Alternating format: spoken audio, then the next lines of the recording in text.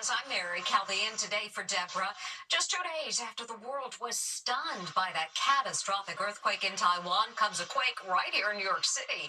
At 10:23 a.m., the Big Apple was rattled by a 4.8 magnitude earthquake with tremors felt up and down the East Coast from Philadelphia to Boston. Stephen Fabian has more on the quake that shook 42 million people. New York City was stunned by a 4.8 magnitude earthquake that rattled the nation's largest city. The entire building just moved. This is crazy. Earthquake just shake Manhattan just now. At the United Nations headquarters, the tremors interrupted a Security Council meeting on Gaza. Education is... You're making the ground shake. Look, the chandelier in this New York City home swung as the earth shook. It felt like somebody was just shaking the house back and forth. Networks interrupted programming with the breaking news. We just had a 4.8. Did you all feel it? You felt the earthquake. WCBS meteorologist Lonnie Quinn came on the air in pajamas. I'm in my pajamas. I was sound asleep. It woke me up out of my bed here in Westport, Connecticut. I've been born and bred in Connecticut, and I have never felt anything like this. Fox Business Channel studio shook during a live interview. I've got to cut it short because something very unusual just happened here in the New York area. Really unusual. The earthquake's epicenter was in Lebanon, New Jersey, about 50 miles west of Manhattan. All of a sudden, you heard boom, and the whole building started shaking. And we all looked at each other, and we all ran out the front door.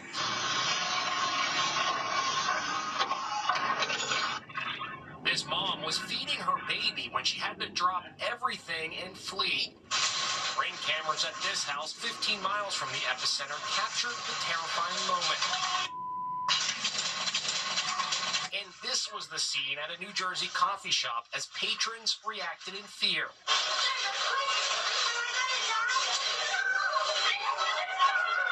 Pets were often the first to sound the alarm.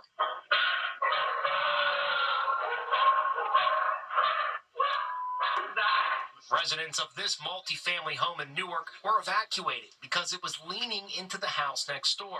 This is the biggest one, the strongest one that has been on that fault line in 240 years. So you're talking before even George Washington was president, before he got sworn into office. The Statue of Liberty was closed as a precaution, but there are no reports of damage to the city's infrastructure. Still, the danger may not be over. New York Governor Kathy Hochul is warning there could be aftershocks to come.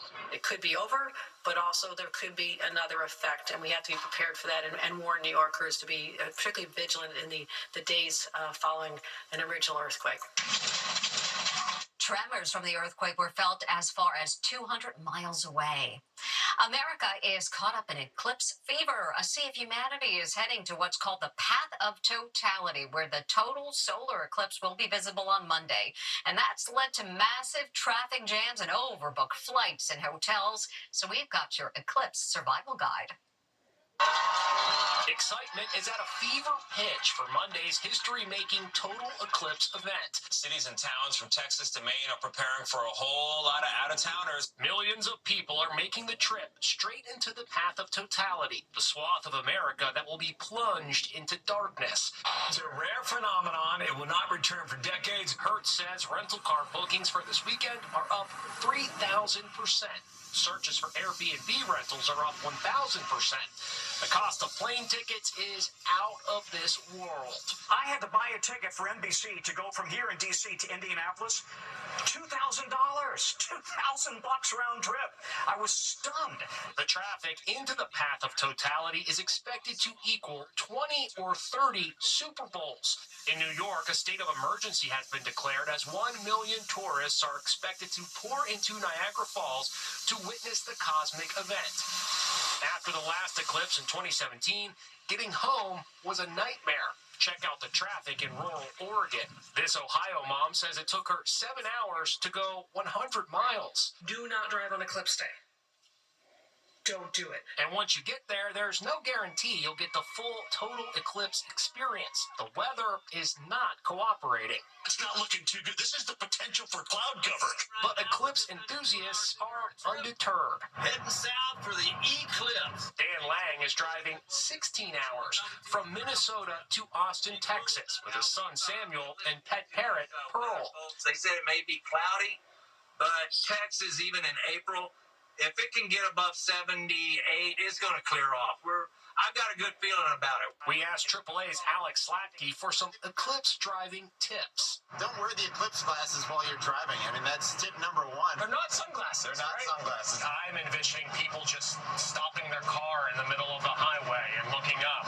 Probably advise against that, right? Certainly advise against that. We'd want anyone that's on the road to be looking at the road and also be on the lookout for pedestrians that might be wandering around looking up. Good advice as we all get ready for the total eclipse of America. Join us Monday for our exclusive coverage of this rare celestial event. Now, a terrible